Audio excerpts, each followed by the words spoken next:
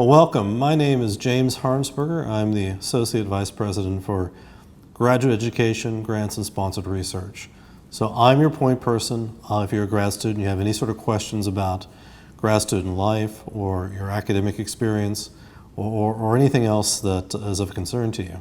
What this video is designed for folks who might be joining us as graduate associates or graduate fellows, that is, as employees of Springfield College in some capacity.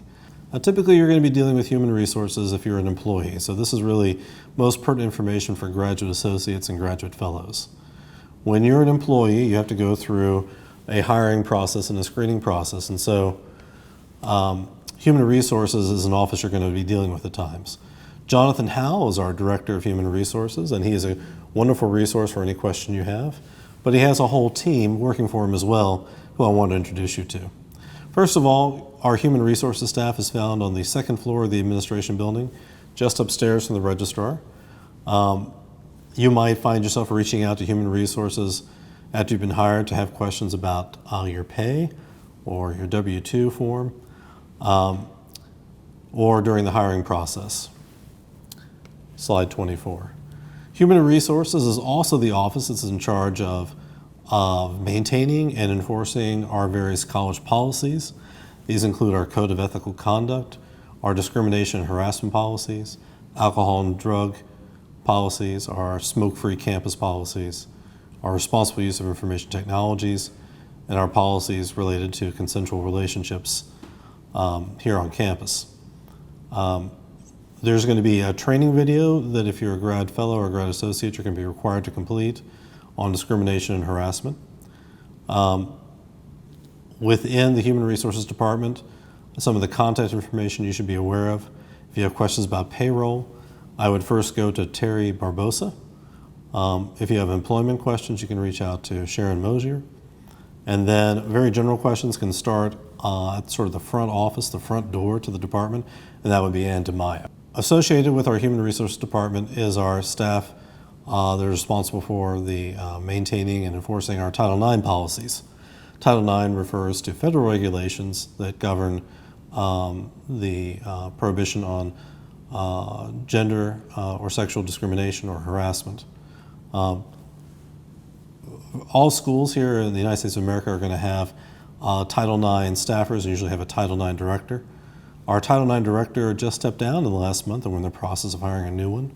So as you can see here in slide 25, we have 3 individuals you can reach out to if you have any questions about your responsibilities as an employee in terms of Title IX regulations, as well as reporting any concerns or any potential violations that you're aware of.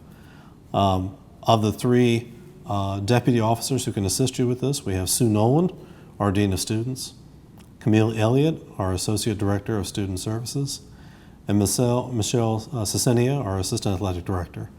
You can reach out to any one of those by email or phone at this time. Policies on Title IX are available at the HR website. I would strongly encourage you to review those. And again, you're going to be getting formal training on these if you're a graduate associate or a graduate fellow. This is not the scope of this video to go over all of your responsibilities as an employee in terms of enforcing or reporting Title IX violations. But I'm going to pull out one concept that we always like to underscore, and I'm going to share it with you today, and that is your role as a, quote, responsible employee.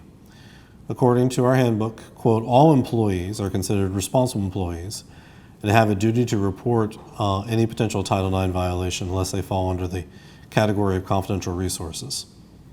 That means all of us, from the president on down to a graduate associate or graduate fellow, must share appropriate details with either the Title IX coordinator or their assigned deputy so that our Title IX office can initiate contact and provide information on support, options, and interim remedies.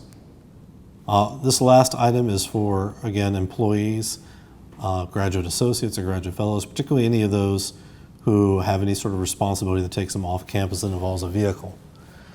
Your primary contact person in this regard would be Matt Wayland, our transportation coordinator. I've got his contact information up here on slide 27.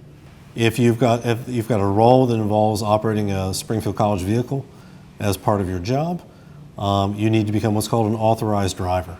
That's anyone who operates a college-rented, leased, or owned vehicle who needs to be authorized. The requirements are listed here in slide 28. You need to possess a valid driver's license. There are minimum age requirements. You have to have an approvable driver history. You can reach out to the transportation office through PrideNet or through email or phone. That concludes sort of our introduction to our new grad students and to our grad fellows and grad associates. I hope you find this a useful resource, and it's something you can return back to as you have questions. Again, I'm James Harnsberger, the Associate Vice President for Graduate Education. I'm more than happy to field any questions and point you in a direction that you need. To conclude, I'd like to welcome you to Springfield College. It's our duty, honor, and privilege and pleasure to serve as part of your educational journey, and I want to thank you for this opportunity to work with you. Good day.